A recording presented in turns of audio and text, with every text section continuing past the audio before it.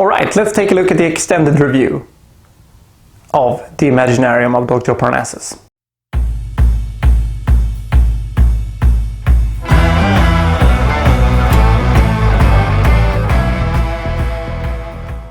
One of the most clever things about this movie is how subtle the difference is between Mr. Nick and Doctor Parnassus. When you're coming to the end of it, it's always the same thing. Dr. Parnassus' way is the difficult but honest way. Mr. Nick's is the shortcut, and this really makes Parnassus' job so much more difficult. I also like the fact that I would probably go with the Mr. Nick way if I would have Inside the Mirror, mostly also because when you're seeing it, you're sort of saying, come on, you can climb those stairs, you don't need the drinks, you don't need that stuff over there. He's just fooling you. You cannot trust a guy like Mr. Nick. Would you trust a face that looks like that? Didn't think so. But for some reason people do, and that's also why he really has to fight for every single soul, and that's kind of interesting. Let's talk a bit about Tony. Tony is of course played by Heath Ledger. One thing that is really interesting about his character is the fact that when he goes through the mirror, he changes his look. He is played by other actors. This is of course due to the fact that Heath Ledger died before they could film the special effects sequences. So he's played by Johnny Depp, Colin Farrell and Jude Law, his personal friends who helped Terry Gilliam finish the movie, which was nice of them. But there is a strange thing that actually made their participants in this movie, the entire movie, better.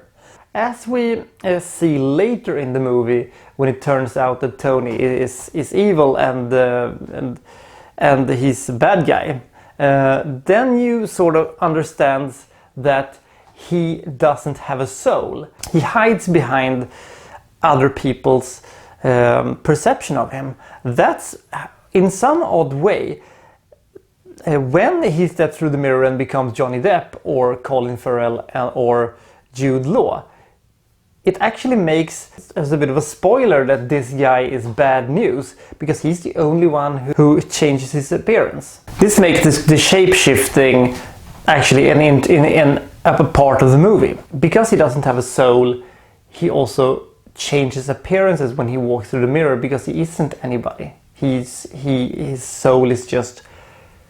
he isn't anything. And that makes the movie better. So in one sense you could say that Heath Ledger improved 2 movies by dying, which is odd. Was Percy God? It is a question worthy of at least thinking about, because one of the few characters who never really strays away from Parnassus is Percy, and he always tries to, nudge him in the correct direction, which at least in my opinion surely qualifies him to maybe become, if not God, at least an angel or a messenger from God who is trying to nudge him in the right direction. If you watch the movie again and with that in mind, maybe I'm putting 2 and 2 together and coming up with 5, but I think it's an interesting question at least. One of the key elements of this movie was of course the battle between Mr. Nick and Doctor Parnassus. And when Nick actually wins in the end, when he accidentally throws Valentina through the wrong door, he looks in the mirror, he says, "Oh shit, I won," because he never wanted to win.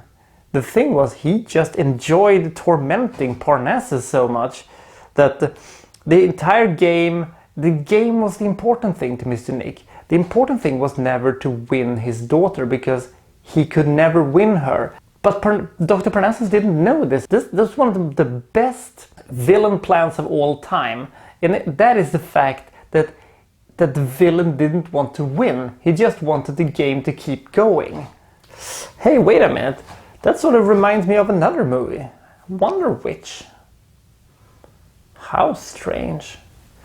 Anyway, this is probably one of the reasons I love this movie so much, because it has this unique in and how the villain and the antagonist and protagonist work each other, because the interesting thing for Nick is the game, not the prize, because there was no prize. The ending. Now, the ending of this movie, Tony is killed and Parnassus wanders off. Exactly where he does or how long he does this, I don't know. At this point, I just felt, when I saw this movie for the first time, I just felt so sorry for Dr. Parnassus. I was thinking to Mr. Nick, you bastard, leave him alone, will you? And all of a sudden, he is back again in the real world. And then he sees his daughter now having a family with Anton, and they're having a daughter. And then Percy says to him, "You're not going to go in there, are you?" And he doesn't. And he walks off and he starts to sell the Imaginarium of Doctor Parnassus, the Punch and Judy version, the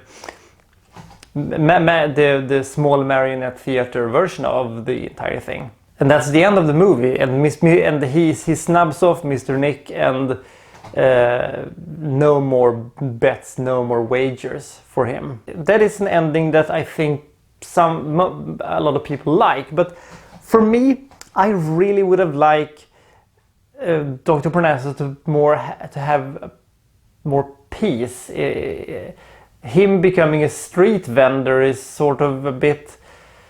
You worked so hard. Couldn't you have escaped into your own fantasies and just being there forever? Or couldn't we have a more that he, a super twist that him and Mr. Nick becomes bessies and just walks into the sunset, like Casablanca or something like that. At least that would have been, bonkers. But this ending is okay. It's not awful, but it could have been so much. Also, I would have liked to see him saying goodbye to Valentina inside of that restaurant.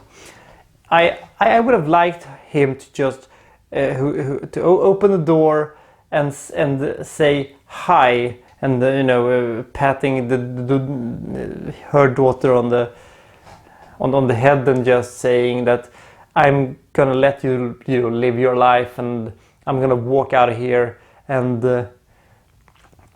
one day maybe I can be a part of your family again, and then he would walk out, and maybe just disappear in that version. In this version, she doesn't know that he survived or that he actually exists.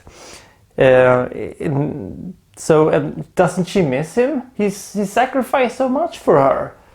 This is one of these things in movies that is very important to me, and that is, I want characters in the movies to sort of have peace in their lives. I don't want a storybook ending, but I want them to have a good closure to it. I would have liked to see them meet. I would have liked to see, that she would thank him, or I would have liked, to see them reconciling with each other. I would like to, because they ended on pretty bad terms. It didn't have to be a tearjerker or anything. It could have been a small little, little wonderful scene with Plummer and Cole and Garfield, and then they would sort of, saying goodbye to each other. It would have been a somber scene, but it would have worked. Now, this is the small gripe I have with the ending. It is not a major one, but it could have been fantastic, and it was just good. Next time we're gonna switch the following things. We're gonna switch genre, we're gonna switch decade, we're gonna switch quality, but it's gonna be another movie. This is the Wikstrand signing out.